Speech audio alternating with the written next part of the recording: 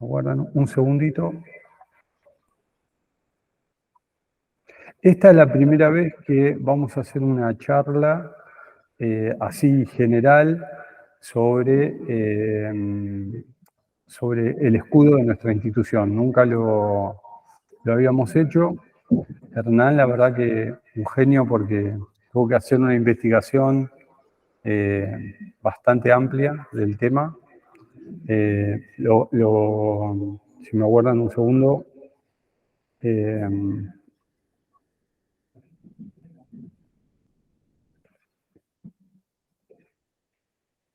Lo voy a presentar a Hernán. Me voy a poner los anteojos. Bueno, muchas gracias por estar a todos. Hoy es un día especial porque también estamos conmemorando el 32, ¿no? Aniversario de nuestro instituto, que fue el miércoles. Y sí, y el 14, y esta era la charla que queríamos hacer en función de ese 32 aniversario, era hablar sobre nuestro escudo, que siempre tiene muchos no saben ni por qué está puesto el escudo, y bueno, hizo toda una investigación Hernán, más con gente que tiene algún tiempo acá en el instituto, no voy a decir cuánto, que fue también brindando información sobre el tema. Y bueno, y se preparó esto.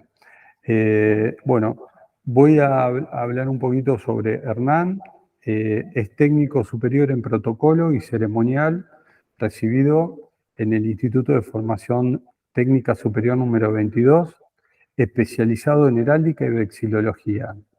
Académico de la Academia Internacional de Protocolo, coordinador de ceremonial del Ministerio de Transporte de la Nación, miembro profesional adherido a la Organización Internacional de Ceremonial y Protocolo, recibido en el año 2014 con un reconocimiento como mejor promedio de la Asociación Profesional de Ceremonial de la República Argentina, miembro del staff del Centro de Diplomacia Karina Vilela, miembro titular del Instituto de Genealogía Heráldica de la Provincia de Buenos Aires, y condecorado con la distinción Gran Oficial de la Soberana Orden de San Juan de Jerusalén, World Confederation, por los servicios prestados en el ceremonial.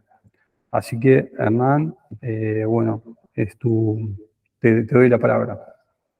Bueno, ante todo, quiero agradecerles. Al final voy a hacer los agradecimientos que corresponden y me los anoté todos para no olvidarme, pero quiero agradecerles por esta responsabilidad que me otorgaron. Ahí estaba sacando el carnet, recién se lo mostraba a Fabián. Mi primer carnet es del 2015, o sea, del 2015 que los estoy acompañando, hoy desde otra forma. En ese momento era estudiante, me interesaba todo esto. Y bueno, después que me recibí, empecé a profundizar sobre el tema. Y esto para mí fue un desafío. Cuando Fabián me invitó y me compartió que era por el aniversario y era el tema del escudo y demás, en un principio dije que sí y después dije, bueno, pero ¿dónde viene esto? Entonces tuve que incursionar en la genealogía y ahí pido disculpas a todos los profesionales de la genealogía y todos los historiadores, ¿no? Porque me da un poco de temor hablar de esto. Pero bueno, voy a compartir lo que pude ir investigando. La charla tiene como eje central el escudo de nuestra institución, pero se va a dividir en 3 bloques. El primero es una introducción a la heráldica para poder comprender de qué se trata y de qué se trata nuestro escudo. La segunda parte es sobre el brigadier general Cornelio Saavedra, que es de donde tomamos el blasón, las armas, y posteriormente el último tema es sobre el escudo de nuestra institución, y algunas recomendaciones que me gustaría hacer sobre ese escudo, ¿sí? Entonces, bueno, lo primero que tenemos que saber es de dónde surge la heráldica. La heráldica surge en la Edad Media. Pensemos en las personas que iban a la lucha en las cruzadas, en la reconquista del Santo Sepulcro, pero el hombre en sí siempre tuvo que ir protegiendo su cuerpo en las guerras, en los combates. Entonces, tenemos que ir pensando que primero se protegen el pecho, los brazos, las piernas, la cabeza, con yelmos, con cascos, hasta quedar totalmente irreconocibles dentro de esas armaduras, ¿sí? Y muchas veces va a pasar que entre los mismos miembros de los batallones o de los grupos armados se mataban entre ellos porque no se reconocían, ¿sí? Pensemos que hoy estas armaduras son estilizadas, pero en ese momento era con lo que uno podía cubrirse. Primero en cuero, luego cota de malla y después armaduras. Ante esta situación, se decide de alguna forma identificar a quién está dentro de esa armadura. Entonces, si por ejemplo, ya vamos a ver la clasificación de la heráldica, pero si yo en los combates había tenido la valentía de, no sé, matar 10 moros, entonces en mi escudo se colocaba la cabeza de 10 moros. O si en un combate había matado a un oso, entonces en el escudo se representaba la cabeza sangrante de un oso para decir, este es el que mató al oso, ¿sí? En las cruzadas, la realidad es que las órdenes de caballería, los grupos, las milicias, no eran compuestas solamente por aquellos que se habían preparado para la batalla. Cuando había que ir a reconquistar lo más sagrado que tenía la Edad Media, el Santo Sepulcro, iban todos al campo de batalla. Y entre esos todos, por ejemplo, estaban los herreros, los zapateros, los panaderos, o sea, todos los hombres que tenían 2 manos para luchar iban al campo de batalla. Entonces, a partir de ese momento, en los escudos empiezan a colocarse las características de las personas, ya no solamente quienes combatían, sino los que iban a luchar para esa reconquista. Así también surgen, en cierta forma, los apellidos, ¿no? Los zapateros, los herreros, los del monte. En mi caso, mi apellido proviene del euskera, significa helecho, la planta del helecho, entonces la S es de abundancia, es decir, que mi familia provenía de un lugar donde abundaban los helechos. Cuando había que referirse a ellos, decían, ahí vienen los que abunda el helecho, ahí vienen los iris, ¿sí? Bien, en los reinos, los escudos empiezan a repetirse. Entonces el rey lo que va a decidir es encargar a los reyes de armas, a los heraldos, registrar esos escudos para que no se repitan y para saber quiénes eran los que estaban dentro de esas armaduras. Entonces, ese registro se va a llevar adelante en estos libros que se llaman armoriales. Entonces, el rey le encarga a los heraldos que registren estos escudos. La heráldica proviene justamente del nombre heraldos, ¿sí? De estos reyes de armas. ¿Y de qué se va a tratar la heráldica? Del estudio, la composición y los tratamientos de los escudos. Cuando uno tiene que, bueno, primero vamos a ver un poco lo que son las etapas de la heráldica. La primera es la del siglo XII, la de la creación. Pensemos que estamos en una etapa en la edad que responde al arte gótico. No hay bidimensión todavía, no hemos llegado al Renacimiento en la Edad Media, entonces todo era alto y ancho, no había profundidad, ¿sí?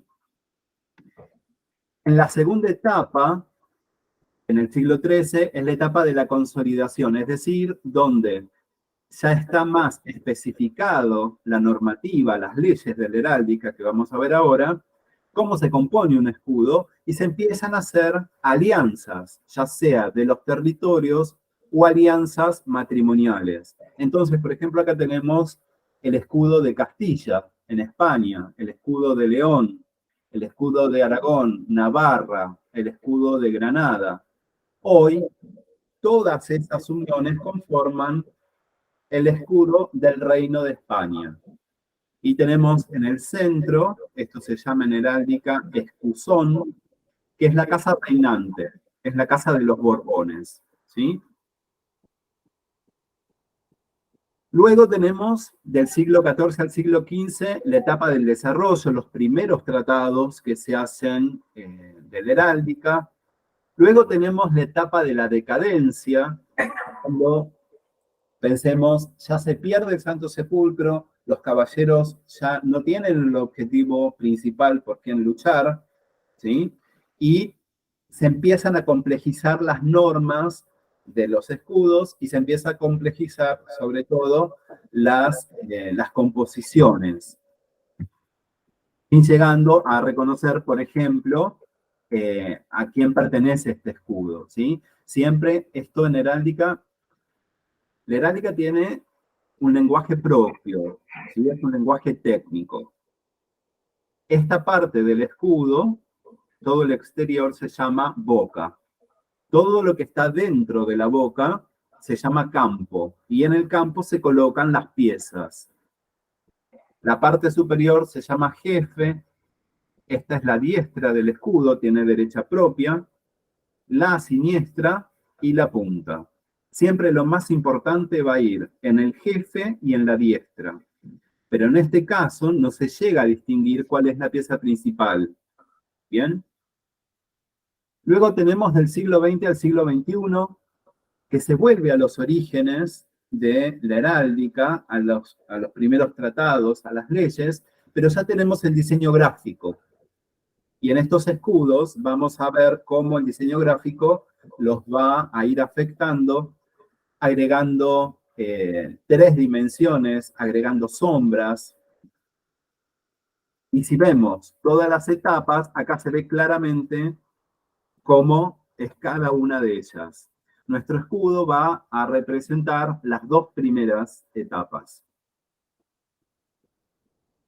Dentro de la clasificación de la heráldica tenemos la majestática, que es la de los reinos, la guerrera, la gentilicia, que es la de los apellidos. Nuestro emblema va a estar en un principio en la clasificación gentilicia, menesteral, que es la de los oficios, las territoriales y las corporativas. Es decir, que nuestro emblema, nuestro escudo, que responde perfectamente a las leyes heráldicas, va a ser gentilicio y corporativo.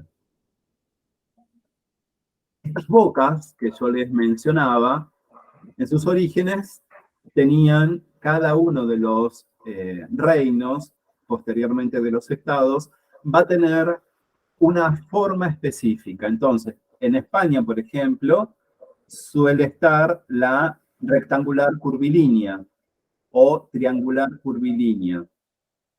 En Francia es rectangular curvilínea con punta. En Italia se la representa como una cabeza de caballo. Y así cada uno de los reinos o de los territorios. Cuando hablamos de leyes heráldicas, la primera ley heráldica es la de la plenitud. Es decir, que en la boca del escudo tiene que, la pieza que se coloque, si es una sola, tiene que ocupar todo el campo del escudo, sin tocar la boca, ¿sí? ¿Y por qué es esto? Porque en el campo de batalla, cuando se avanzaba, a simple vista uno tenía que identificar el escudo de la persona. Y a la distancia también lo tenía que identificar. Entonces está la plenitud. La estilización, es decir, sacar todos los adornos superfluos. Estamos en la Edad Media, ¿sí? Vuelvo a insistir en esto, estamos sin 3 dimensiones. Y el expresionismo, es decir, la figura que se coloque, ya sea un animal, una persona, tiene que impartir temor, ¿sí? ¿Por qué? Pensemos que en ese momento no era el escudo que ponía en la puerta de mi casa para identificar a la persona. Era la persona que iba al campo de batalla a matar al enemigo. ¿Bien? En el campo del escudo y representaciones no irán metal sobre metal ni esmalte sobre esmalte. Ahora vamos a ver los colores que se utilizan en la heráldica. Las piezas y las figuras deben colocarse en la posición que le corresponde. Los lambrequines y plumas tienen que ser de los mismos colores de los esmaltes del campo y de las representaciones que figuren en el blasón. ¿Qué es esto? Acá tenemos, por ejemplo, el oso. Está estilizado, tiene plenitud, no toca la boca del escudo, está en su expresión de fiereza, ¿sí? Acá, por ejemplo, esta construcción está tocando la boca del escudo. ¿Qué es lo que representa? Representa que es un puente. Si esta misma pieza no estuviera tocando el escudo, es un castillo. ¿Bien? Hay pocas piezas que tocan la boca del escudo. Cuando hablamos de lambrequines y las plumas, tenemos que imaginar a estos caballeros que iban totalmente armados desde que salían de los castillos o de las ciudades hacia el campo de batalla, porque estas armas complejas, estas armas defensivas, no se podían estar colocando como hoy nos colocamos una campera o un pullover, ¿sí? Eran piezas que eh, los escuderos ayudaban a los caballeros a colocar, porque eran todas ensambladas. Cuando el caballero avanzaba hacia el campo de batalla a pie o quienes podían y tenían dinero a caballo, ustedes imagínense que iban al rayo del sol. Iban dentro de hornos. Esto había que protegerlo de alguna forma. Entonces, lo que nosotros hoy vemos estilizado cayendo a los lados del escudo se llama lambrequines. Según los tratadistas, los lambrequines tienen su origen en las plantas que los caballeros, cuando iban al campo de batalla y paraban a orillas de un río a refrescarse, a tomar agua, agarraban esas plantas, las arrancaban, las mojaban y las metían en el yelmo para poder protegerse del sol. Otros tratadistas dicen que eran telas que las mojaban en el agua, las colocaban y después de una lucha, cuando esos paños volvían todos hechos harapos, venían en estas formas. Entonces, el lambrequín representa esto, la protección del caballero. Y tiene que llevar los dos colores que predominan en el escudo. Cuando hablamos de los colores en la heráldica, tenemos que tener presente que no había muchos colores porque estos se sacaban de las plantas. Entonces, cuando hablamos de los metales, hablamos del oro y la plata. Si en un escudo nosotros tenemos oro y plata, es que perteneció como mínimo a un caballero de la nobleza y de un rey también, pero ustedes piensen que si se coloca oro sobre un escudo, que el escudo es un arma defensiva, es decir, que va a recibir golpes, en una persona que realmente podía colocar ese oro o esa plata. Después tenemos los esmaltes. En los esmaltes tenemos el azul, el rojo, el verde, el violeta y el negro. Pero como la heráldica tiene un lenguaje propio, un lenguaje técnico, el azul internacionalmente se lo reconoce como azur, gules, sinople, púrpura y sable. Es decir, que anteriormente yo les mostré el oro y la plata. La ley dice que no se deben colocar metal sobre metal y esmalte sobre esmalte. ¿Por qué es esto? Porque si en el escudo, que es plateado, es metal, yo coloco una pieza en oro, en el campo de batalla, cuando el sol daba de frente, ese escudo no se distinguía. Entonces había que poner un esmalte sobre el metal. Y lo mismo pasaba de esmalte sobre esmalte. Y la tercera forma son los forros. Los forros se dividen en dos, en arminios y en veros. Son estos animales, fíjense, el arminio es una de las pieles más nobles, con su colita siempre negra. Cuando nosotros vemos la representación de esta forma de los arminios, estamos hablando de alguien que pertenecía a la realeza, porque estos mantos no lo utilizaba cualquiera, ¿sí? Lo mismo sucede con los veros. Ahora bien, por lo general, en las campañas, cuando se hacía un descanso en las tiendas, se colocaban estos escudos, o se colocaban pintados los escudos para identificar quién estaba dentro.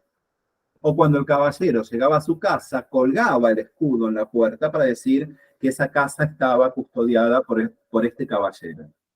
Eso nos quedó en el consciente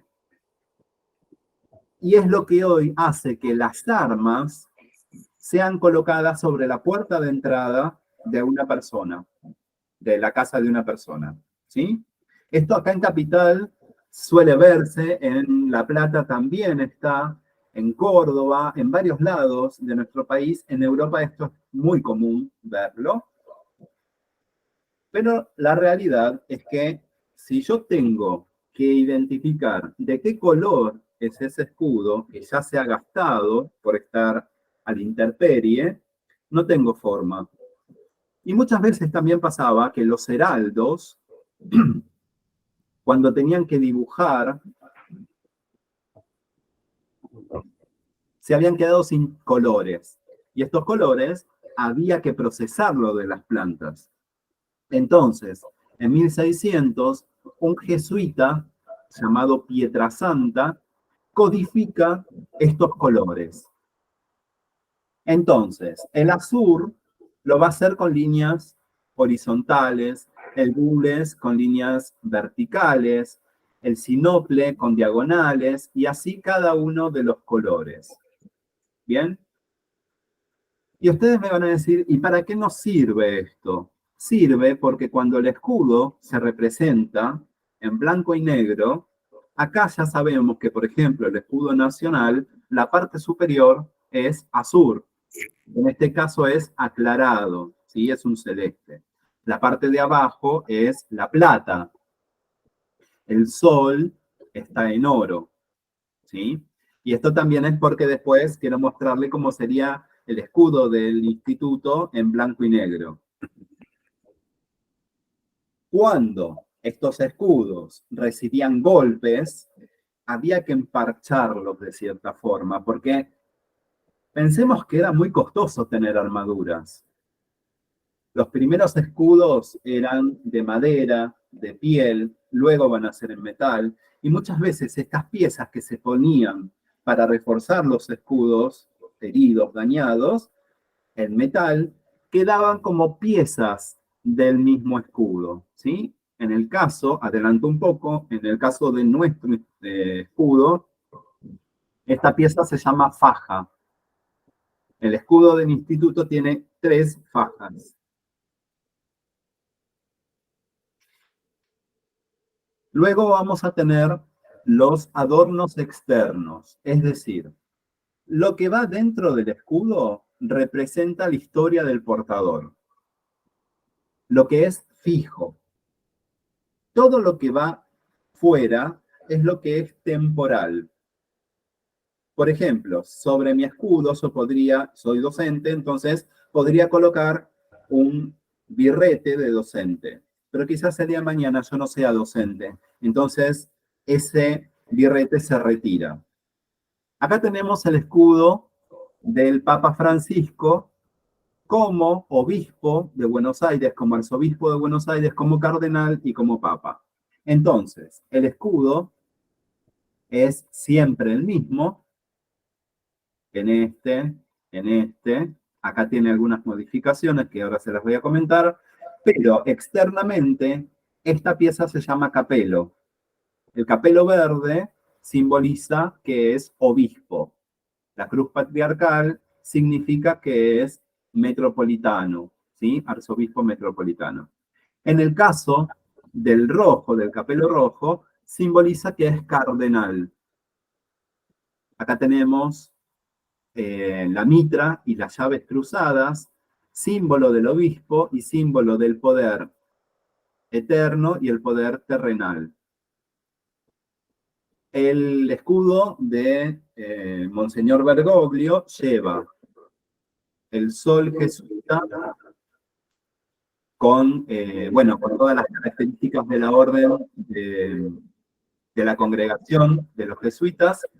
Después tenemos la estrella de 5 puntas y tenemos una flor de nardo, es decir, la imagen que representa a Jesús en el sol, la imagen que representa a la Virgen María en la estrella y la flor de nardo en San José. Es decir, que Monseñor Bergoglio lo que quería en su escudo es la Sagrada Familia, tanto en el de obispo como en el de cardenal, y cuando es elegido sumo pontífice, los heraldistas del Vaticano le comentan que está mal diseñado. ¿Por qué?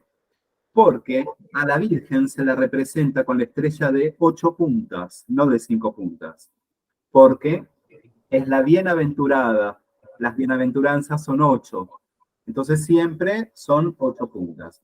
Y luego, si uno empieza a ver, la realidad es que esto no se asemeja a la flor de nardo, sino que se representa a un racimo de uvas. Entonces, ¿qué es lo que hacen? Estilizarlo y le colocan la flor abierta, porque si no colocan esa flor, va a aparecer una piña de un pino. ¿Sí? Bien, entonces estos son los adornos externos. Acá yo les muestro mi escudo personal, que fue el trabajo que realicé en la materia en heráldica como trabajo final, que cuenta un poco mi historia. Les voy a hacer la lectura simbólica y la lectura técnica para que vean de qué se trata esto. En el primer campo, primero la partición es una repartición, es un mantelado con 3 campos distintos. El primer campo representa a mi apellido, el helecho, sobre la plata, que es símbolo de la lealtad. El segundo campo tiene la cruz tau, es un símbolo franciscano, porque yo pertenezco a la orden franciscana por parte de los laicos. Y el tercer campo, y el oro representa la fidelidad. El tercer campo es sobre sinople, sobre verde, que representa la esperanza. Y este símbolo, que es un símbolo celta, se llama cladag, que los celtas lo utilizaban en anillo. Es un anillo esponsal. Si la corona va hacia arriba, la persona está casada. A ver, no sé si se llega a ver ahí. ¿Sí? Si la persona está hacia arriba, la corona está hacia arriba, está casada. Si está hacia abajo del dedo, representa que está comprometida. ¿Qué es lo que representa este anillo? El amor, la amistad y la fidelidad. Es decir, que en este escudo está mis orígenes, mi opción de vida y mis valores, o los que intento vivir. Y esto se llama filera componada. Como lo quería hacer bien heráldico, representé azul en vez de poner celeste, y con esto estoy diciendo que vivo en la Argentina. Y el mantelado es la consagración a la Virgen. ¿Sí? Entonces, este es mi escudo personal. Acá hago un alto, una aclaración que me parece importante, que los escudos siempre tienen que contar la historia del portador. Es decir, que en el día de mañana, si yo tengo un hijo, mi hijo no va a utilizar este escudo. Mi hijo sacará algunas piezas del escudo y agregará otras que lo representen a él. Mis hermanos no pueden utilizar este escudo. ¿Se entiende? Porque el escudo tiene que contar la historia del portador o la historia de la institución. Bien, esta es la lectura simbólica. Cuando yo voy a hablar de, y la boca es una boca que para mí representa un libro abierto. Cada uno le da, obviamente, la simbología que desea a las piezas que coloca. Y esto simboliza que mi vida se sigue escribiendo al estar el libro abierto. ¿Sí? La lectura técnica, que es un lenguaje propio, sirve ¿para qué? Para que una persona que conoce de heráldica le transmita a otra persona el lenguaje técnico y la otra persona, al escuchar esas palabras, sepa dónde tiene que ir cada parte que le menciona, ¿sí? Entonces, mi boca es boca rectangular curvilínea con punta y escotadura en jefe. Mantelado en curva. Primero, en campo de plata, un helecho en sinople. Segundo, en campo de oro, una tau en gules. Tercero, en campo de sinople, un corazón en gules sostenido por dos manos y antebrazos movientes de ambos flancos, encarnación, surmontado por una corona de oro, con filera componada de azur y plata. Si alguien que no conoce heráldica está escuchando esto, piensa que a mí me dio una CB o algo me pasó. Pero bueno, lo cierto es que este es un lenguaje técnico que si alguien no vio el escudo, tiene que representarlo exactamente como yo lo dije. ¿Sí? Bien, hasta acá es una muy rápida introducción a la heráldica. Ustedes piensen que, por ejemplo, donde yo dicto clases, esto se dicta en un cuatrimestre entero y no nos entra el temario. Para mí tendría que ser todo un año. Pero bueno, es como para que se entienda de qué se trata esto. En el año 91, el 14 de junio, el acta número 1 de nuestro instituto dice que el Instituto de Estudios Genealógicos y Heráldicos de la provincia de Buenos Aires, con sede en la ciudad de La Plata, como entidad civil sin fines de lucro, cuyo objetivo será el de propender al estudio y divulgación de las ciencias que resultan de su propia denominación, como también a las que le son afines. Esta está dentro del acta constitutiva. Y dentro de esa acta, que es mucho más extensa, obviamente, está la primera comisión, el primer consejo directivo. A mí siempre me gusta hacer mención, hacer historia, porque esto es lo que nos hace ser hoy, gracias a todos los que fueron, y los que estamos hoy, vamos a dejar un legado al futuro. Entonces, el primer presidente fue el ingeniero Guzmán, el vicepresidente Masucci, la secretaria general Lidia Firpo, la secretaria de actas María Eugenia Cruzet, que luego fue reemplazada por el señor Carmelo Juárez, la tesorera Gloria Cortés de Casco y el director de revista, el ingeniero Guzmán. Cuando yo empiezo a investigar sobre el escudo, la realidad es que me empiezan a decir que, bueno, hablé con Marcela en un principio, algo también le consulté a Fabián, y me remitieron a Gloria.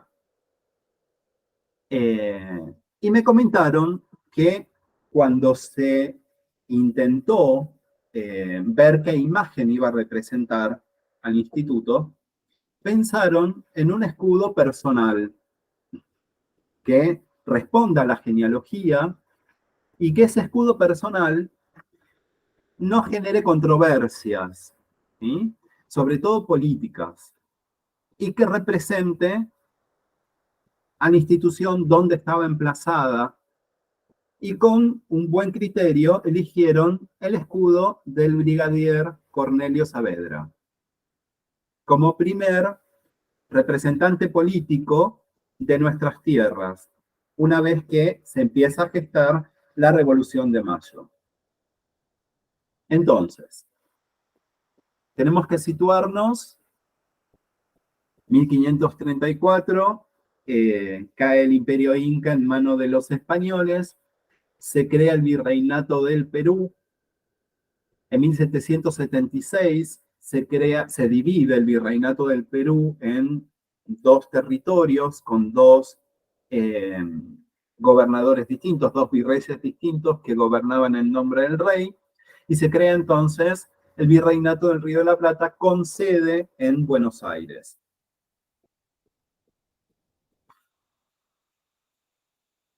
No voy a entrar en todo lo que es el proceso de nuestra independencia. Sabemos que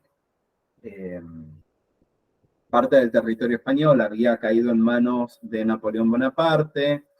Se producen las invasiones inglesas al estar desprotegidos estas tierras. Se producen en 1806 primeras invasiones inglesas. Los ingleses toman el fuerte de Buenos Aires y por 40 días ondean el fuerte la bandera del Reino Unido. Se produce una organización propia militar en este territorio, sabiendo que el virrey no había preparado estas tierras para la defensa. 1806, se reconquista la ciudad.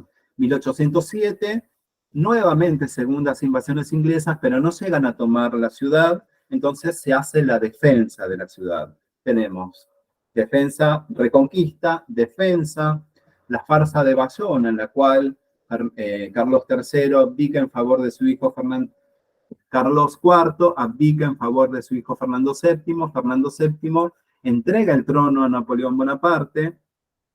Y todo esto que estaba sucediendo en España, José Bonaparte gobernaba, se habían producido distintas juntas. La junta más fuerte era la Junta de Sevilla, y cuando esa junta cae, llegan esas noticias a estas tierras, y entonces, ¿quién gobernaba en nombre del rey si el rey no estaba en el trono? ¿Sí? Bien. En todo ese proceso, uno de los actores principales es Cornelio Saavedra. Si nosotros hacemos un estudio acerca del escudo, las armas de Cornelio Saavedra, en realidad este escudo no pertenece a Cornelio Saavedra o a su familia, pertenece a los Saavedra. ¿Sí? Según los libros de heráldica, dicen que los orígenes son gallegos, de la cercanía de Lugo. Según la tradición, desciende como los Sotomayor del emperador Calígula, y se extendió el apellido por toda la familia. Es decir, que el escudo del Sotomayor, que es este, es similar. ¿Sí? Bien. Según yo, algunos machetes me tengo que hacer porque no soy historiador, no soy genealólogo, y no quiero cometer errores. Según dicen, el primer registro, esto le agradezco a Marcelo Gersani que me lo compartió, que es un libro sobre genealogía, Hombres de Mayo, revista del Instituto Argentino de Ciencias Genealógicas, del año 61. El señor Raúl Molina escribió este artículo sobre Saavedra, el apellido, y dice que los primeros Saavedras son de Constantina, en Extremadura, ¿sí? En España. Y van a estar en el año, ya les digo, 1580. Es decir, que los primeros Saavedras que se registran son de 1580. Pero hay otra persona que me dio una gran colaboración, que se llama Alberto Heredia Gallán, de la Academia Argentina de Historia. Él escribió un libro propio sobre los Saavedra, porque él desciende de los Saavedra, y tiene que los primeros Saavedra que se registran son del año 698 y participaron de la batalla de Guadalates, la batalla en la cual comienza el proceso de establecerse en el sur de la península ibérica los musulmanes.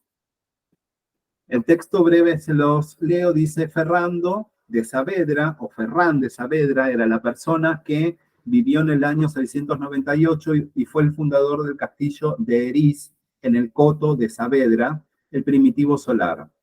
De esta familia, en tierras de la hoy parroquia de Saavedra, del ayuntamiento de Begonte, partido judicial de Villalba y provincia de Lugo, conde de los patrimonios de Galicia, murió en la batalla de Gaudelete.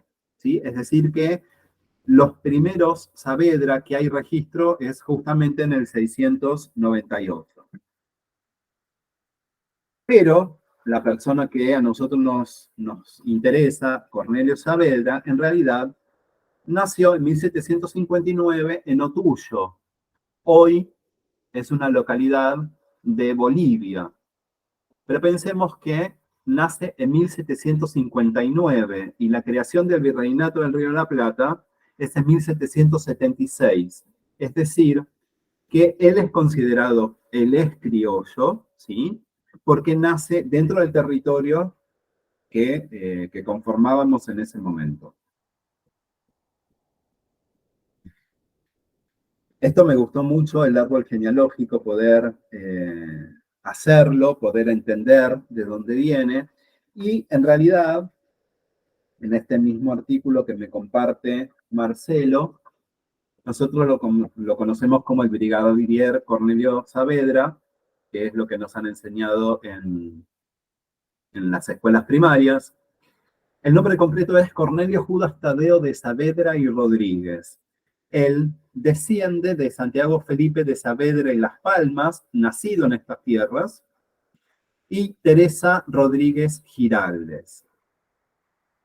Él se casa en primeras nupcias con María Francisca Cabrera y Saavedra. Su matrimonio dura 10 años porque fallece, enviudece él, pero con esta mujer tiene 4 hijos. Diego Martín, Mariano, que fallece siendo infante, Manuel José y Francisco, que también fallece infante. María Francisca era prima hermana de él, ¿sí? Se casan entre 2 primos. Y en segundas nupcias se va a casar con María Saturnina Bárbara de Otalora y del Rivero. Como se dice coloquialmente, no existía televisión en esa época, había que poblar estas tierras, fíjense la cantidad de hijos que tiene, y el primer hijo se va a llamar Agustín José, el segundo Pedro, que fallece infante, Melitón también fallece de pequeño, María Mercedes fallece, Dominga Josefa, Mariano Eusebio y Francisco. Y hay una figura muy importante, 2 figuras, una va a ser Diego Martín y la otra va a ser Mariano Eusebio. Diego Martín se establece en Chile y va a ser un militar muy importante en Chile. Y Mariano Eusebio es gobernador de la provincia de Buenos Aires en 2 periodos, ¿sí? Entonces, acá también hay una doble significación, no solamente por Cornelio Saavedra, como el primer presidente de la Junta Gubernativa, sino también la de Mariano Eusebio como gobernador de la provincia de Buenos Aires, que todos utilizaban el mismo escudo, ¿sí? Les voy a leer un poco sobre Cornelio Saavedra. Bueno, nació el 15 de septiembre de 1759 en Otullo, hijo entonces de Santiago Felipe.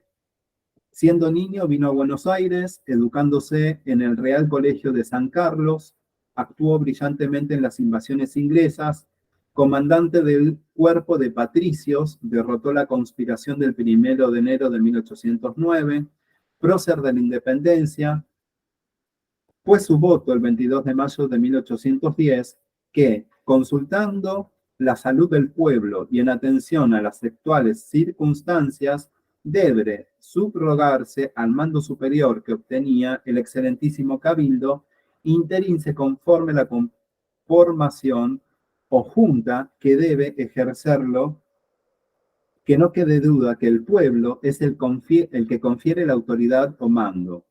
¿Sí? Esta fue su proclama. Es decir, que esta junta tenía que gobernar, pero por voluntad del pueblo.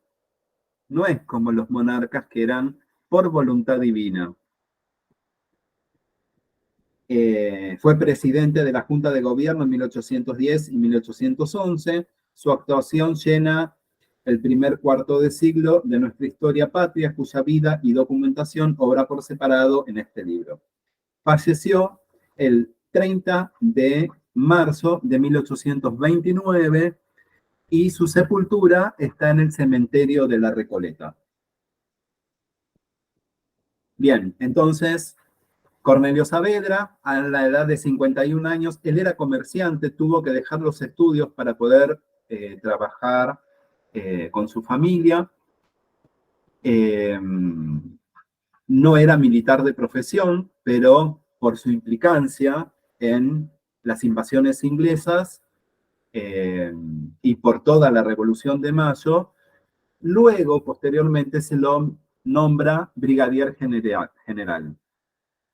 Él es el primer presidente de la Junta, o Junta de Gobierno, como se la llamaba en ese momento, Junta de Gobierno para la reafirmación de los derechos soberanos del rey Fernando VII. Posteriormente, fue el presidente de la Junta Grande. Bien, y acá tenemos entonces el escudo de los Saavedra, y el presidente y el vicepresidente del instituto en los años 90 proponen a la comisión justamente para que no genere controversias, para que sea una persona que tuvo implicancia en la gesta de nuestro país, en la independencia, que sea criollo y que sea de estas tierras propiamente, de Buenos Aires, se tomase el escudo de él. Y a la comisión le pareció bien y fue aprobado esto. Y a partir de ese momento, entonces, se toma el escudo de los Saavedra y se le coloca la leyenda, el nombre oficial de nuestro instituto, que es el Instituto de Estudios Genealógicos y Heráldicos de la provincia de Buenos Aires. Técnicamente, ¿cómo se compone ese escudo? Tiene una orla, el mío es filera, porque es reducido, es más pequeño. Esto se llama orla, que es en gules. Luego va a tener 10 aspas o sotuer en oro. En el campo de plata va a tener fajas, que son 3 fajas. Se llama ajedrezada porque son en gules y en oro. Pueden ser de otros colores, pero responde al ajedrez. Y dentro de esas fajas va a tener esta pieza, mucho más delgada, esta, que se llama ceñidor. Ahora bien, yo les voy a hacer la lectura técnica de este escudo, que es boca rectangular curvilínea. En campo de plata, 3 fajas ajedrezadas de gules y oro, cargada por un ceñidor de oro. Con bordura general en gules, 10 aspas en oro. Esa es la lectura técnica. La lectura simbólica hoy no la podemos establecer. ¿Por qué? Porque los Saavedra, primero, no hay registro de ese escudo, en qué año se compone, no sabemos qué está representando de Cornelio Saavedra, porque ya viene de antes el escudo, ¿sí? Lo que tenemos es lectura técnica. Y es un escudo propiamente heráldico primitivo. Acá lo tenemos, que lo hice ahora, después se lo voy a pasar a Marcela. ¿Por qué lo volví a hacer? Porque observé que en las distintas publicaciones que se han hecho a lo largo de la historia, hay distintos escudos, ¿sí? Con distintas inscripciones. Hay algunos también que en vez de empezar con el ajedrezado en gules, empieza en oro. Y esto es un detalle importante, tiene que condecir todos lo mismo, ¿sí? Bien, hay toda una descripción técnica que después yo se las voy a pasar. Estas serían entonces las propuestas.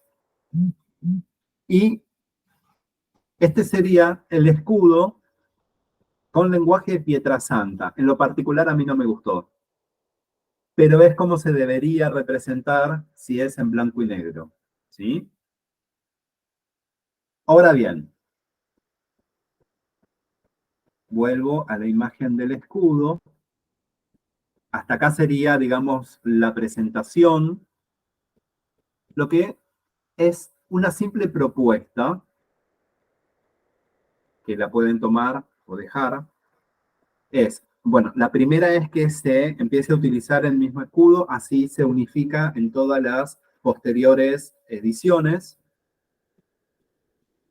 Y la propuesta es que a este escudo se le agregue una pieza que represente al Instituto de Genealogía y Heráldica de La Plata.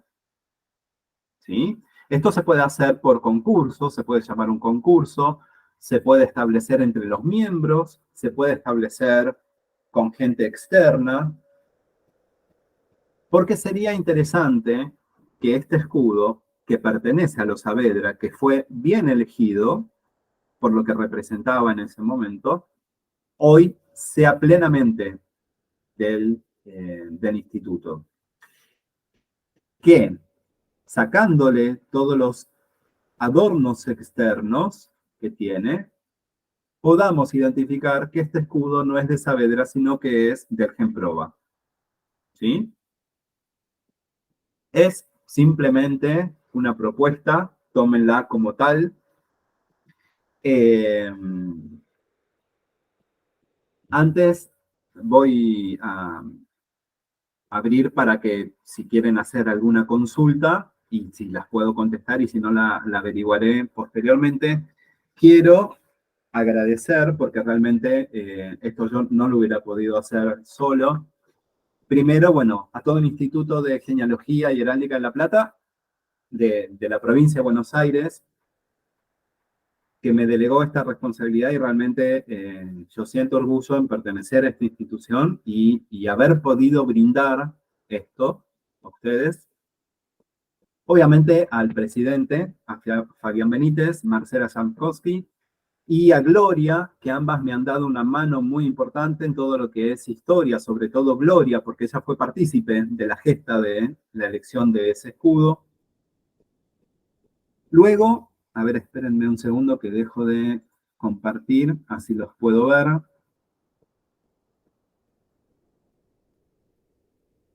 Luego agradecer a Patricia Fernández, que es del Museo del Regimiento número 1 de Patricios, que me ayudó también en la investigación. El mayor Alderete, miembro del Regimiento de Patricios, que él me derivó con el señor Alberto Heredia Gallán, que es descendiente de Saavedra y el que me proporcionó justamente la mayor parte de la información, y el profesor Marcelo Gersani Oviedo, que también me dio muchísima bibliografía de donde pude encauzar este trabajo. Otra de las recomendaciones para un futuro, y él estaría realmente feliz, Alberto Heredia Gallán es descendiente de los Saavedra y sabe muchísimo, ¿sí? Entonces esto es bien propiamente historia y genealogía, que no es mi área, pero que sí puede ser muy rico para todos, que él nos brinde una charla, porque realmente lo que sabe este hombre es increíble, ¿sí? Así que bueno, nada, agradecerles, espero haber cumplido con las expectativas, brindar herramientas y no sé si hay alguna consulta que quieran hacer que pueda orientar, aquí estoy. Bueno, nada, un aplauso porque la verdad fue excelente. Gracias. Y la verdad que un montón de datos que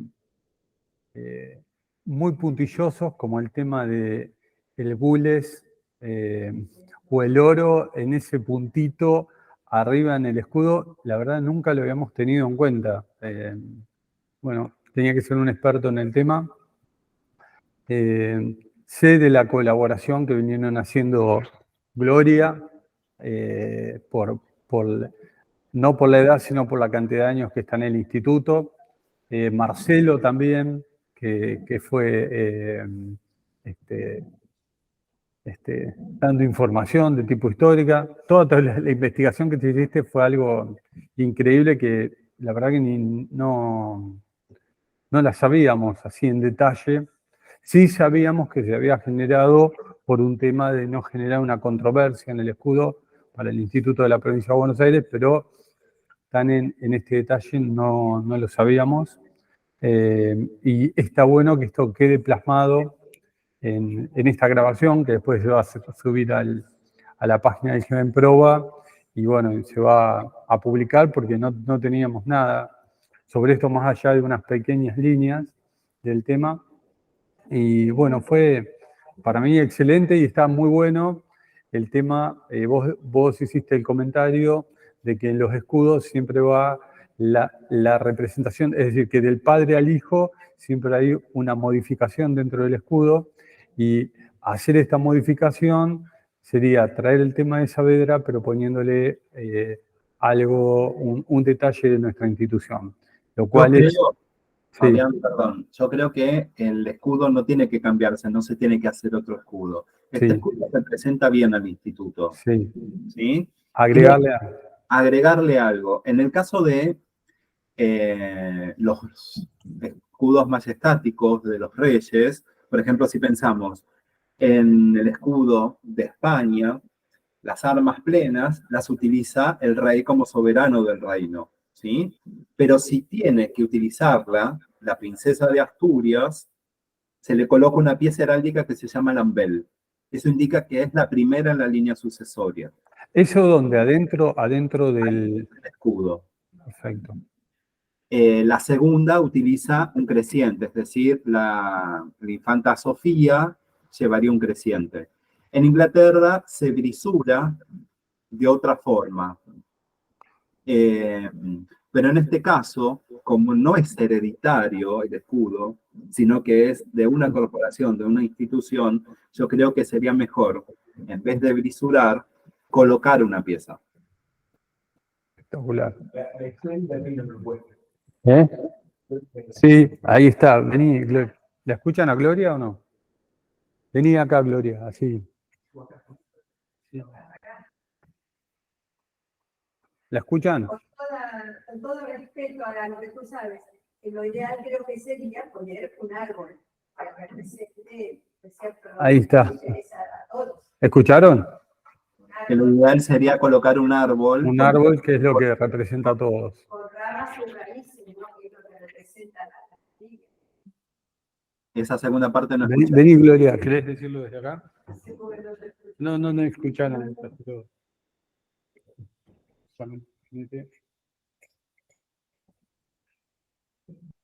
No, lo que comentábamos con Marcela es que lo ideal, pensábamos que sería un árbol, que tenga ramas y raíces porque representa lo que nosotros hacemos, ¿no es cierto? Y las ramas y las raíces representan la familia humana, de dónde venimos y a dónde nos proyectamos. Sería lo Ese ideal. puede ser tranquilamente una pieza que se coloque. Habría que ver, por ejemplo, qué tipo de árbol, ¿sí? algún árbol simbólico, quizás, no sé, la flor nacional es el ceibo, entonces que sea el árbol del ceibo. Bueno, eso es todas cosas que uno tiene que ir pensando. Respetando las leyes de la heráldica. Sí. Gracias. Además aprovecho para decir muchas gracias, Hernán, fue hermoso. No, gracias por la mano que me diste, en serio. Bueno, si alguien tiene para hacer alguna otra consulta o algo, la verdad que fue excelente.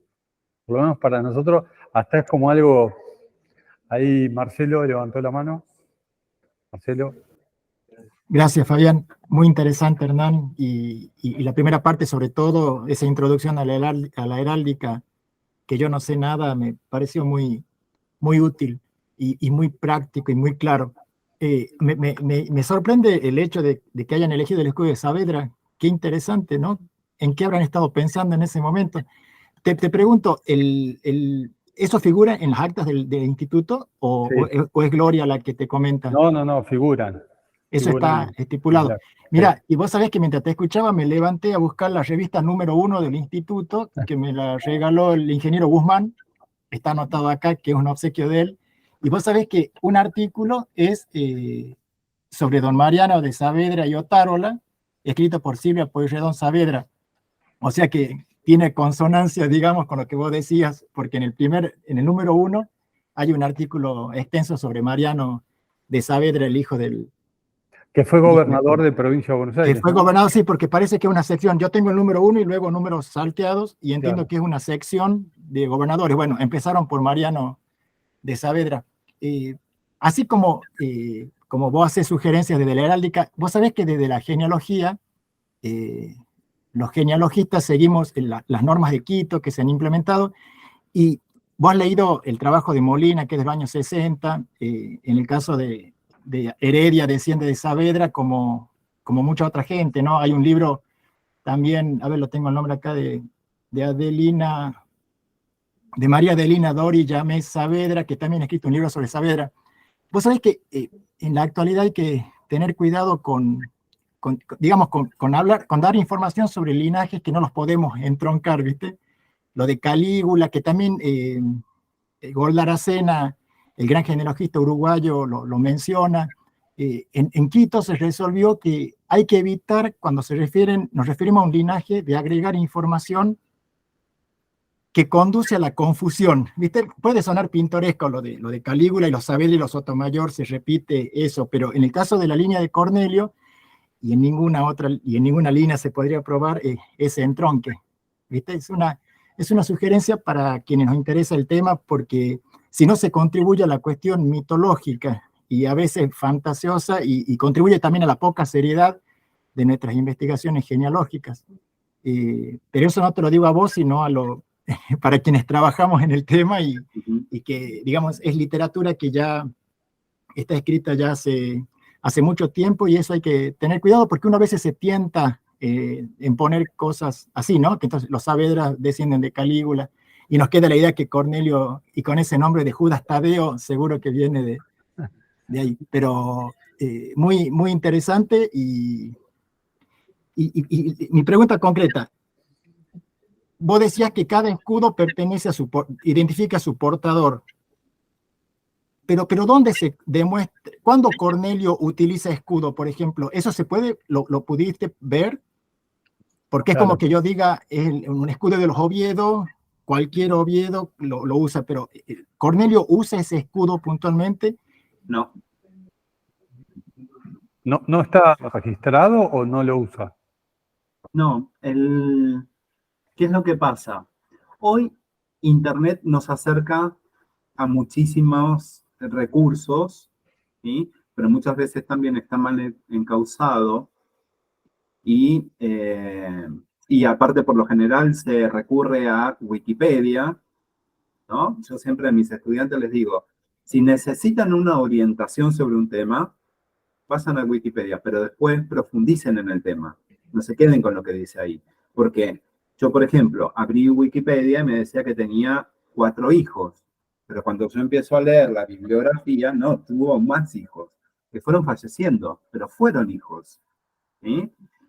Hoy yo pongo el escudo de Cornelio Saavedra y dice que es este.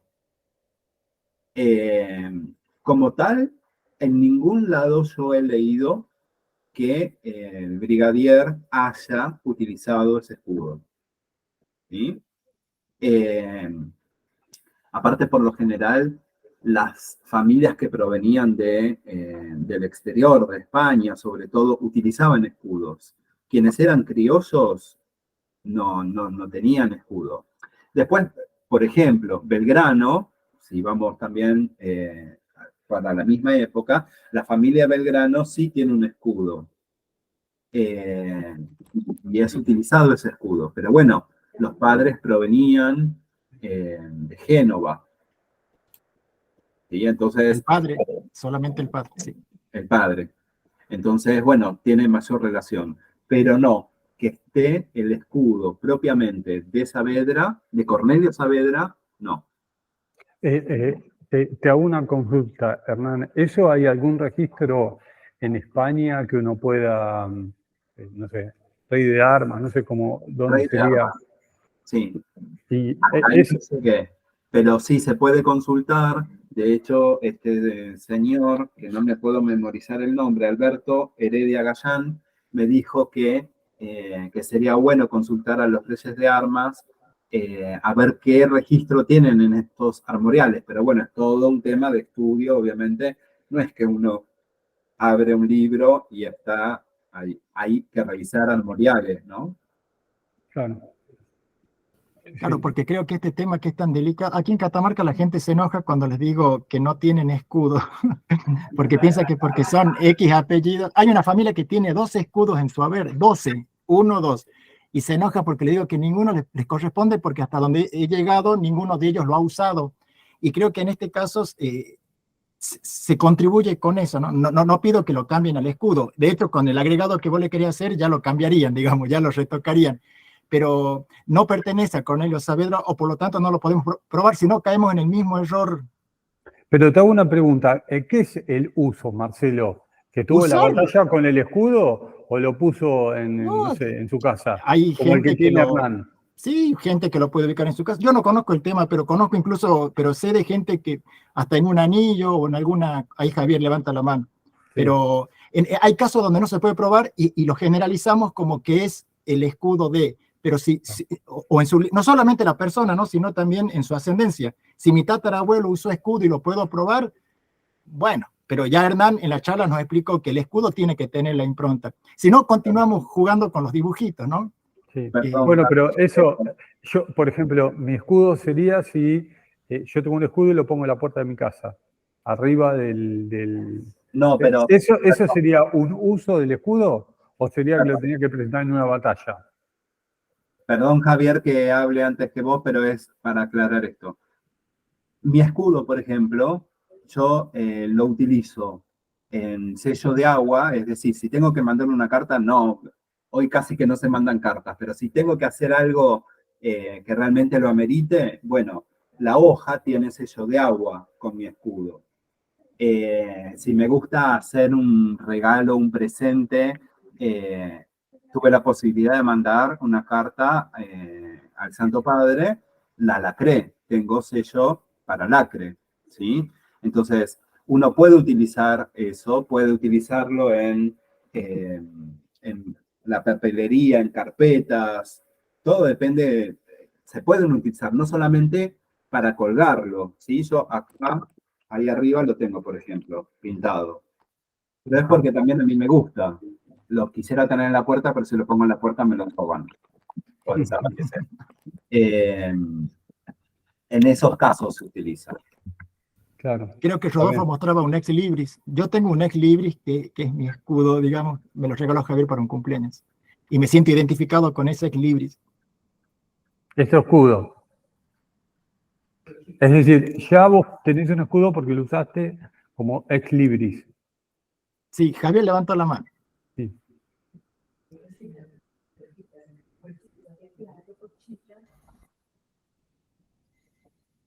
Sí, ahí está. Sí. Buenas noches. Ajá.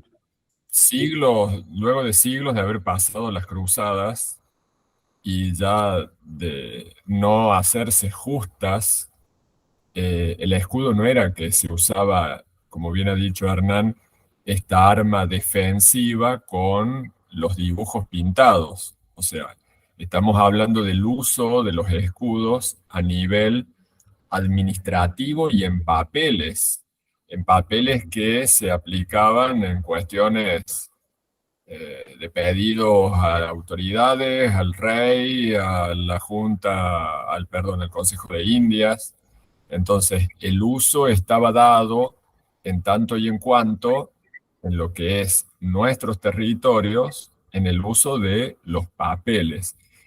No tanto por una cuestión eh,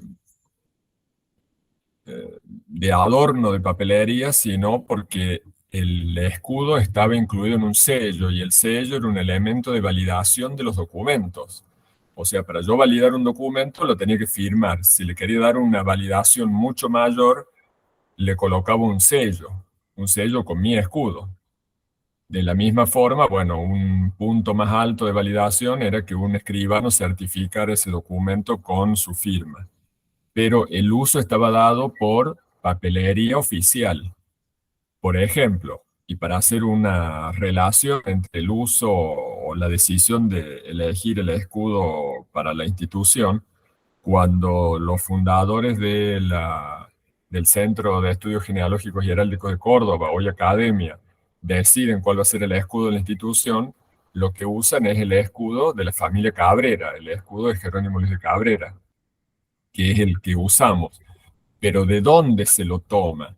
Se lo toma de un sello en un documento de Pedro Luis de Cabrera del siglo XVI que está en el Archivo Histórico de la provincia de Córdoba. O sea, los Cabrera en sus papeles usaban un escudo. Ese es el uso del escudo.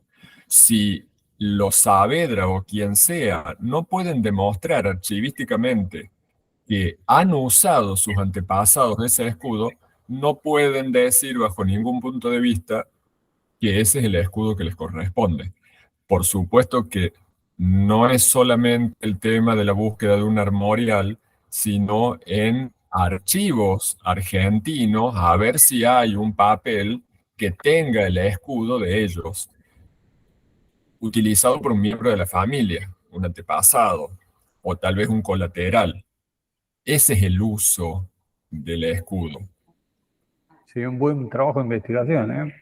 La Claro, verdad. Hay un tema que me gusta muchísimo, he estudiado bastante, no en profundidad, pero he incursionado, que es la sigilografía, ¿no? Que es el estudio de los escudos, perdón, de los sellos. Y, y está perfecto lo que dice Javier. eh, Recordemos que el sello principalmente era en anillos, ¿no? Y esto ya viene de los egipcios, ¿sí? Eh, los documentos se legalizaban con ese sello. Hoy en día esto sigue pasando. Los papas rubrican los documentos, las bulas papales, las rubrican con la firma, pero con su sello, ¿no? Hay distintas bulas, hay bulas de plomo, bulas de oro, bulas de plata.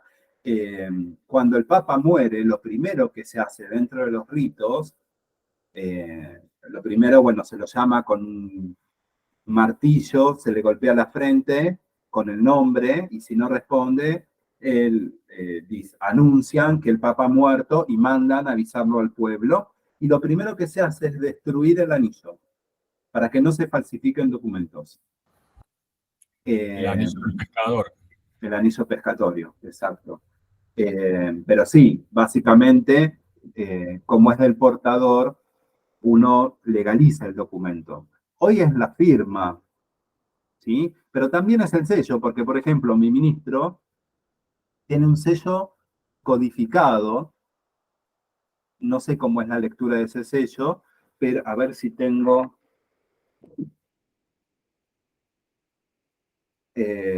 son sellos que se utilizan en el Estado. que tiene una serie de... Y en escribanía también, nosotros tenemos un sello, claro. Son así. Y esa codificación es distinta para cada persona. Claro. ¿Sí? Sí, sí. Bueno, no me acuerdo a dónde fui con esto. Me vino a la mente y se los comenté. No, hablabas de la Sí, importancia del sello y se destruye. del sello, sí, sí. Claro, del Bueno, uso de los Del documentos uso. con Claro, está bueno. sellos que tengan el escudo de linaje o la familia. Exacto.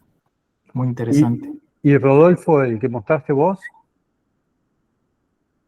Bueno, yo hace unos años buscaba un ex libris, a ver si ve, ahí está.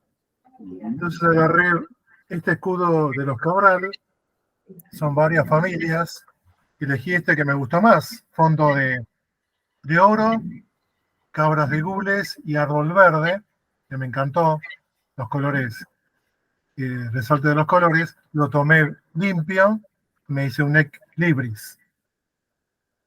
Pero no sé de qué Cabral desciendo, si utilizábamos, pero de los que había, me gustó más este y lo tomé. Es más, ¿tienen registro los ex libris? Se registran los ex libris, sí. ¿Vos lo tenés registrado, Rodolfo? no, es un diseño que hice y después me cansé de pegarlo y lo mandé a hacer con autoadhesivo. Ahora Qué lo saco lindo. y lo pego directamente. Como para que se entienda un poco, por si alguien no lo sabe, el ex libris es una especie de sello Claro. que se utiliza en los libros. Como hoy anotamos en la primera hoja, Hernán Pablo Iris, antiguamente se hacía el ex libris en la primera página o en la tapa del lado de adentro, como muestra ahí Javier. Es el sello, es lo que identificaba a la persona. Rodolfo, entonces a vos te quedaría agregarle algo, un Un detalle. detallecillo tuyo, ¿entendés? Y ahí sería tuyo el tema. Sí. La Entonces, próxima tanda. está muy bueno lo que dijo Hernán, eso me quedó No, grabado igual lo del... Bueno, es un muy buen tema de investigación para la gente del instituto nuestro, el tema de si Saavedra utilizó en algún momento este escudo en algún papel o en algún lugar, por ahí contactándonos con con la familia de ellos. Yo creo que con este señor que te mencioné, Sí, sería interesante porque sí. tiene un libro completo de Saavedra. Y quizás él lo sepa, ¿eh? Yo Bueno, al menos no lo he visto. eso está excelente lo que es. En el museo de Patricios tienen ese escudo y en el museo Saavedra no, en el museo tienen otro escudo. En el Museo de Patricios está el escudo de Saavedra. De este escudo, sí. Claro, Ajá. como estaría colgado en la casa de los Saavedra, Claro. en el hogar. Sí. Claro. Hernán, entonces no es correcto decir este escudo es de la familia tal, sino que el escudo es de una persona. No, podés tener escudos familiares, ¿eh? Sí. Ujú. Sí. Te había entendido que el escudo representa a su portador, por eso vos decías que si tenés un hijo, lo adaptaba a él. Claro, pero suponete yo tengo mi propio escudo, pero puedo ofrecerlo como escudo familiar, pero después cada persona va a utilizar, por ejemplo, colocarle un lambel o un creciente o colocarle otra pieza o hacer, porque en realidad lo que tenemos que pensar es que el escudo, mi escudo, son tres campos, son tres escudos distintos ensamblados en uno. Entonces, para otra persona puede utilizar mi escudo y ensamblarle otro campo más. En realidad yo creo que, en mi caso, lo que tendría que tomarse es el primer campo, el helecho, porque es el origen de mi apellido. Sí, para todos los iris, claro. Y después ensamblar otro que represente a la persona. Pero toda la familia podría tener tu escudo. Suponete que vos decís, yo No te sería dedo mi escudo. ¿eh? A ver, lo que pasa es que tenemos dentro de la historia de la heráldica, ¿sí? Tenemos el del portador y después tenemos las uniones dinásticas o uniones matrimoniales y utilizan esos escudos para la familia. No hay algo puro, pleno, que se haya utilizado a lo largo de toda la historia. Pero como escudo familiar, sí. De hecho, el trabajo final que yo hoy hago hacer a mis estudiantes es hacer un escudo para aplicar todo el conocimiento. Y les digo, elijan si quieren hacer un escudo particular o quieren hacer el escudo de la familia de ustedes. Ah, mira qué interesante. Claro. Está bien. Pero bueno, ese escudo sí, se supone de que tiene que ser de los que viven en esa casa. Para darle legalidad, entre comillas, a ese escudo, como dice Marcelo, no tenés que tener colgado en tu pieza, sino que tenés que tener usado en una carta o... En realidad, lo que tendrías que hacer es registrarlo con Reyes de Armas. Acá en la Argentina no tenemos, Claro, pero lo podés registrar en países como, por ejemplo, España. O también lo que podés hacer es hacerlo legalizar por algún escribano, más allá de que vos lo uses, lo estás haciendo registrar. listo. Pero lo mejor sería ante Reyes de Armas. Claro, tipo copyright, ¿no? Una Claro. cosa así. Está Hernán, y bueno. de acuerdo a tu experiencia, ¿vos notás en el común de la gente más interés en este tiempo de redes sociales, de internet, de acceso? Porque en la genealogía se nota eso, y en heráldica el común de la gente le interesa, se preocupa, le parece una curiosidad o le parece una cosa sin sentido. Cuando conoce el tema, sí. Claro. Si no se da difusión, no. Me pasa concretamente sobre los símbolos nacionales. Uh-huh. Cuando vos explicás la historia del escudo nacional argentino, Claro. cómo llega hasta hoy, la simbología y los tratamientos que se le da a lo largo de la historia, la gente empieza a respetar más el escudo. Mucho más sucede con la bandera, porque el escudo, digamos que tiene historia, pero no tuvo modificaciones, salvo los abusos que se cometen de hacer distintas representaciones, ¿sí? Que eso está penado por ley. La bandera tuvo más modificaciones desde 1812 a hoy, que mediante un decreto en el 2010 se establecen los patrones definitivos de la bandera oficial de la nación, ¿sí? Entonces, cuando uno cuenta la historia y deja en claro que ese paño representa nuestro territorio y que por ese paño hijos de nuestra patria dieron su vida en Malvinas, por ejemplo, se toma mayor respeto al paño. Lo mismo con la simbología de la música del himno nacional argentino y la simbología de la letra. Cuando yo se los explico, yo te puedo asegurar que la próxima vez que ellos lo canten, van a saber qué es lo que están cantando. Claro. Pero esto es trabajo nuestro, ¿no? De difundir para que se tome conciencia y respeto.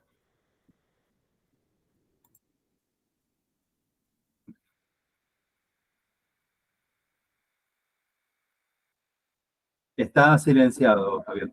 Sí, la verdad que está hablando acá la gente que está en presencial y excelente lo que se está comentando, porque muchas veces estamos usando estas cosas y no las aplicamos de la forma en que las tenemos que aplicar. Por ejemplo, lo que dijo Javier de los Cabrera, del Instituto de Córdoba, de la Academia de Córdoba, que ellos lo sacaron de un lugar donde estaba puesto en una nota. Nosotros eso no lo tenemos. Es un tema a investigar. Nos dejaste picando ahí con eso. Y no lo van a encontrar porque creo que Saavedra y sus antepasados cercanos no usaron escudo, así que simbólicamente va a quedar como eso. Sí. Hernán, a propósito de eso, a un escudo que le sacas todos los adornos, ¿sigue siendo el escudo de los Saavedra o de la familia que sea? ¿O ya es una adaptación? ¿Le sacas todos los firuletes de la vuelta? ¿Sigue siendo? Sí, porque en realidad la historia es lo Sí, de adentro. tenés razón, lo habías dicho. Sí, sí, está bueno. Y te hago otra pregunta. Esa línea negra que le pusiste al escudo que mandaste, que está por afuera de la parte roja, ¿eso no modifica el escudo también? En realidad, si tenemos que hacer el escudo, es el borde, ¿no? Que vos Sí. me decís. Sí. Si tenemos que hacer el escudo propiamente, como a mí me transmitieron mi docente, que era heraldista, ella estudió en España genealogía, heráldica y vexilología. Estudió a distancia, rindió todos los exámenes y cuando vino a la Argentina no le validaron el título, así que estudió la carrera de ceremonial para poder ejercer ese título. La doña Raquel Botassi de Tomás. Ella siempre nos decía, Sí. no hay que hacerle línea negra a las piezas. Las piezas tienen que ser los colores.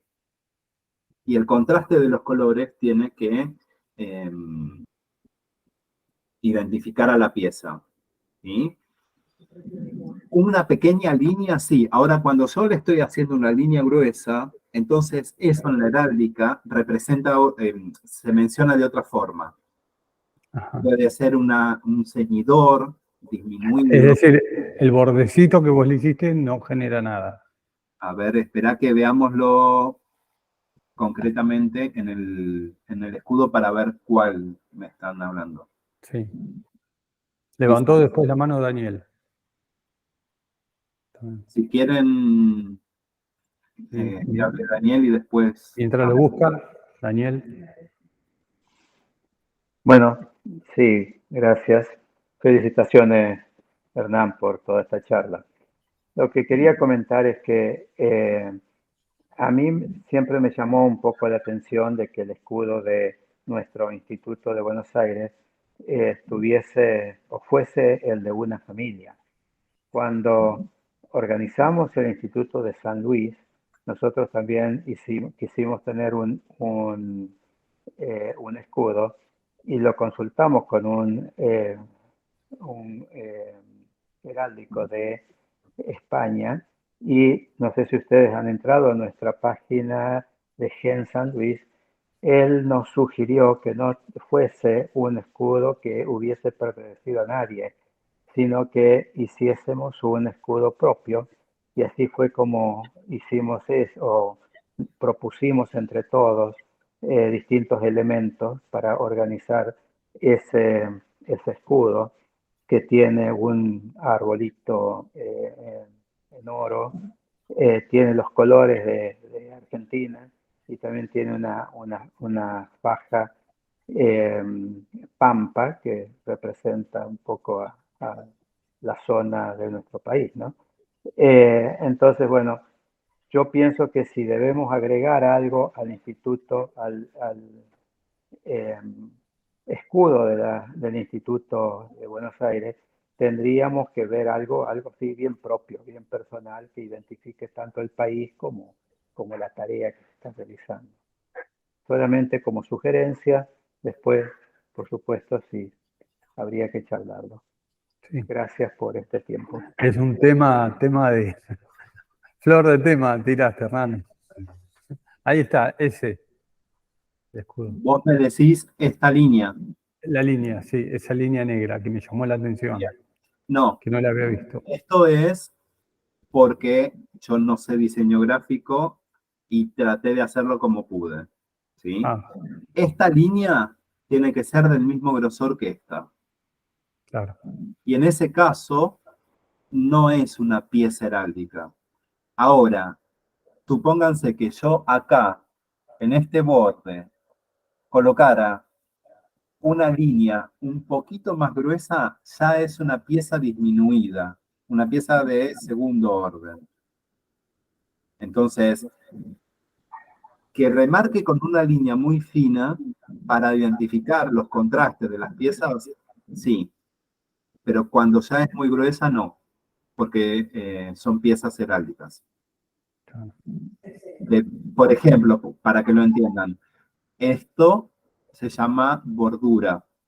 En mi caso, es una filera. ¿Por qué la filera? Porque cuando yo ponía bordura, les muestro, a ver, mi escudo.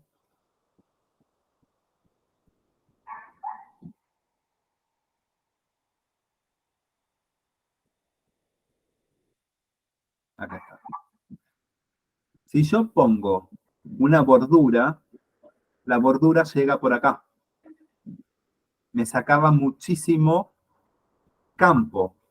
Las piezas me quedaban muy chicas y la bordura era tan ancha que tampoco tenía sentido. Entonces, la bordura reducida se llama filera. Las piezas de primer orden son de 1/3 del campo. ¿Sí? En este caso, la filera es 1/9.